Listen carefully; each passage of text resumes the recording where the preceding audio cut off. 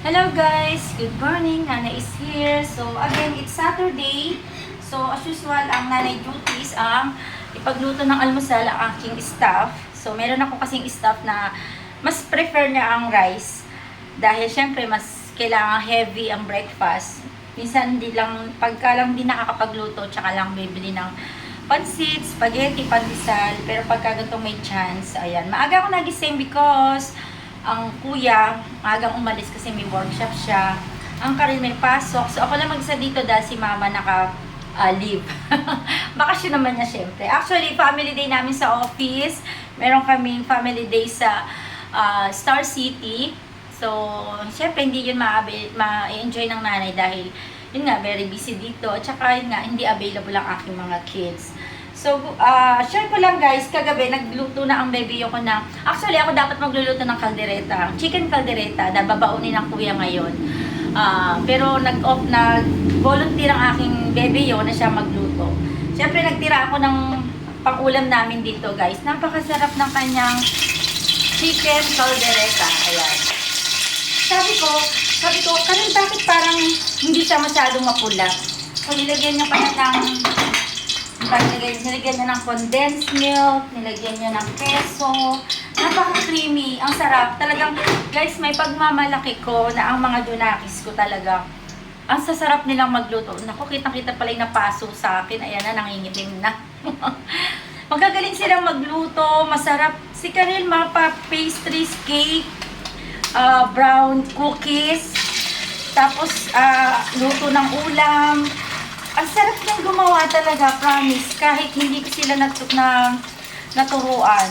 So guys, ito nga aking iluluto. Siyempre ang itlog, ang daing, at meron din akong salinas. Ayan, yan ang aking menu for today, for this early morning. Umalis na ang kuya.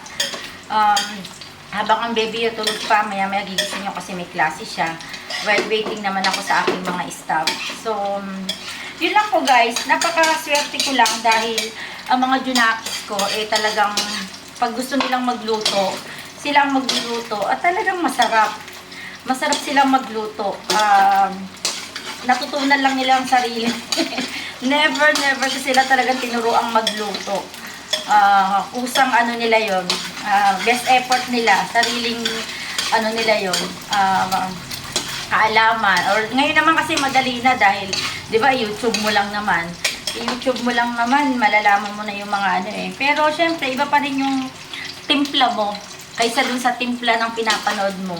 Ang sarap nitong promise, creamy. Basta iba yung lasa niya compared dun sa kaldereta ko guys. Napakasarap. Siyempre nanay ako, sabihin ko. pero biro, masarap talaga. Kaya nga, natutuwa ako dahil magagaling silang magluto. So, yun lang po, busy nanay na naman today, this early morning. Kahit hating gabi na ako nakatulog, kailangan gumising ng maaga. Siyempre, nanay duties. Maagang umalis ang kuya. Ayan. Our dear customer, thank you so much for the continuous support sa ating Blessed Flow Water Refilling Station. So, bala ko po, 24 magbukas pa rin kami. It's Sunday. Okay naman sa aking mga staff. Kasi nga, hindi pwedeng 2 araw na sarado dahil syempre, ang ating water is very essential. So, last year kasi, na-experience ko kahit Pasko may nagchat-chat, may tumatawag at gustong umorder ng tubig. Isang araw lang yun Pasko na sarado. Kaya ngayon, kahit 24 na, mag-o-open pa rin po kami pero baka half day lang. O basta ma-serve lang po namin yung aming mga regular customer. Kaya guys, thank you so much. A blessed Saturday morning to all of you guys. Thank you. Ingat po tayong lahat. God bless us all. Thank you.